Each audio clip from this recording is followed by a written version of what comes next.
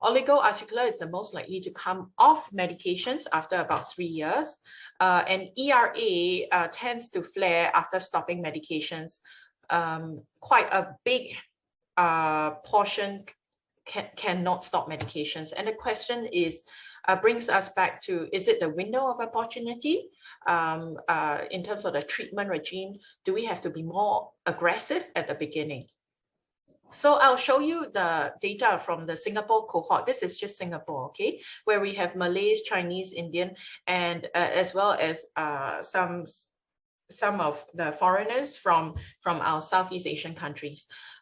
So this is the cohort from 1997 to 2015. So it's a mix of those with no biologic period, as well as the period where we started using more biologics from about the early 2000s onwards. Okay, we definitely have become familiar and use the biologics more, maybe in the last 7 to 8 years.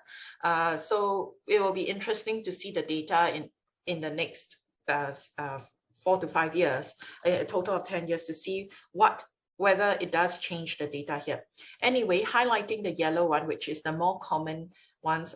Sorry, my yellow boxes have shifted a little bit. So oligoarthritis, you see that after 10 years, 91% actually can come off medications. And however, for enthesitis-related arthritis, ERA, which is the HLA-B27 type, only about 20% can come off by 5 years. This is the local data. So the other thing about treatment and how it differs from patient to patient is that decisions to discontinue treatment are not the same as well. And it really depends on each unique circumstances of every individual, every child and young person.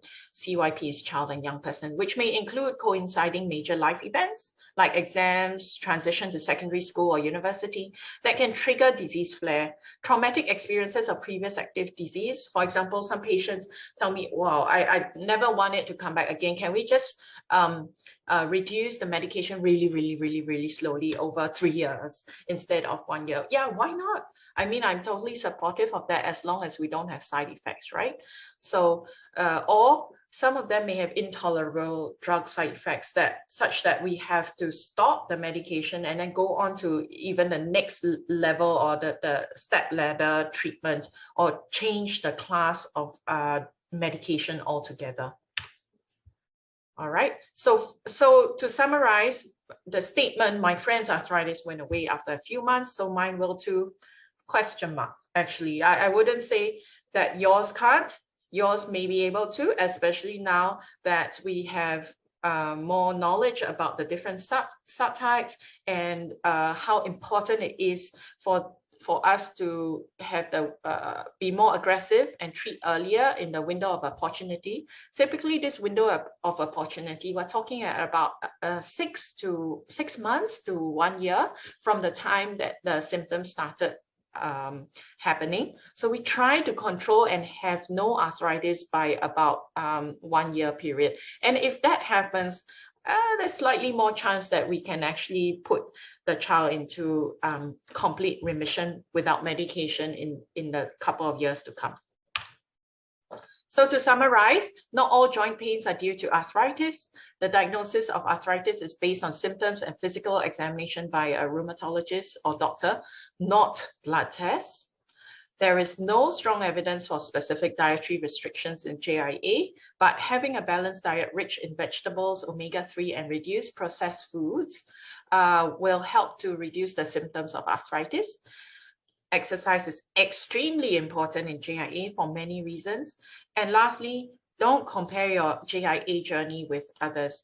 Instead, stay positive, share your journey with others, and use it to inspire the people around you.